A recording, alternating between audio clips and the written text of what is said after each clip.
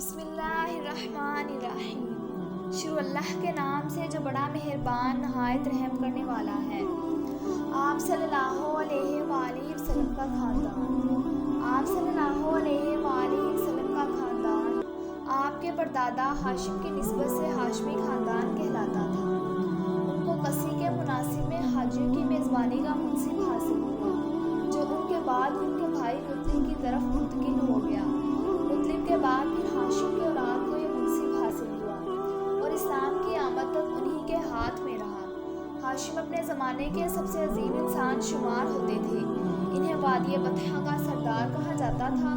وہ روٹی توڑ کر گوشت اور شوربے میں بھگوتے اور لوگوں کے کھانے کے لیے چھوڑ دیتے تھے، کیونکہ عربی میں اس طرح کسی چیز کے توڑنے کو حشم اور توڑنے والے کو ہاشم کہتے ہیں، اس لیے ان کا نام ہاشم پڑ گیا، ورنہ ان کا اصل نام عمرو تھا۔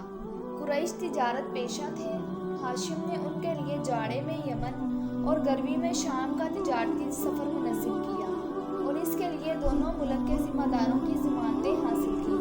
اس سفر کا ذکر قرآن مجید کی سورۃ قریش میں اللہ تعالیٰ کے ایک بہت بڑے احسان کے طور پر کیا گیا ہے۔ ہاشم ایک بار تجارت کے لیے جاتے ہوئے یثرب مدینہ منورہ سے گزرے تو وہاں بنو عدی بن نجار کی ایک خاتون سلمہ بنت عمرو سے شادی کر لی اور کچھ عرصہ ٹھہر کر ملک شام چلے گئے اور وہیں سرزمین فلسطین کے مشہور شہر غزوہ میں انتقال کر گئے۔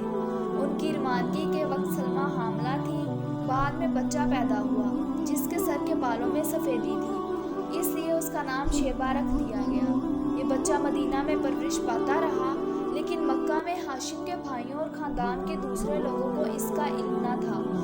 8 برس کے بعد مطلب کو پتہ چلا تو وہ مدینہ جا کر اس کو اپنے ساتھ لے آئے، اور جب مکہ میں داخل ہوئے تو لوگوں نے سمجھا کہ یہ ان کا غلام ہے، چنانچہ اسے عبد المطلب کہنے لگے اور بالآخر وہ اسی نام سے مشہور ہو گیا۔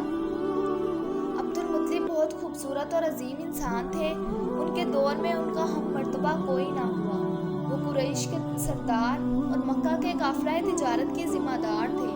جود و سخا اس قدر کرتے تھے کہ ان کا لقب فیاض پڑ گیا۔ ان کے دسترخوان کا پس خوردہ مسکینوں، جانوروں اور چڑیوں کو کھانے کے لیے ڈال دیا جاتا تھا، اور اس بنا پر ان کا یہ عرف بن گیا تھا کہ زمین پر انسانوں اور پہاڑ کی چوٹیوں پر وحشی جانوروں اور چڑیوں کو کھلانے والا۔ انہیں زمزم کا کنواں کھولنے کا شرف بھی حاصل ہوا۔ اس کنویں کو بنو جرہم نے مکہ سے جلا وطن ہوتے وقت پاٹ کر دیا تھا۔ اس وقت سے اس کی جگہ نامعلوم ہو چکی تھی۔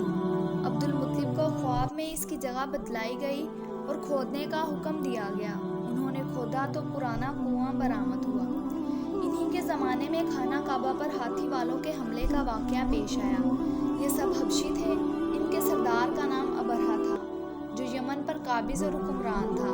وہ خانہ کعبہ ڈھالنے کے لیے 60,000 کا لشکر جرار لے کر آیا، لیکن جب مکہ کے مشرق میں مزدلفہ اور منع کے قریب کے درمیان وادی محصن میں پہنچا اور مکہ پر حملہ آور ہونے کے لیے تیار ہو گیا تو اللہ تعالیٰ نے اس کے لشکر پر چڑیوں کا جھنڈ بھیج دیا، جنہوں نے اس پر ٹھیکری جیسے پتھر برسا دیے اور وہ کھائے ہوئے بھس کی طرح ہو گیا۔ یہ واقعہ آپ صلی اللہ علیہ وآلہ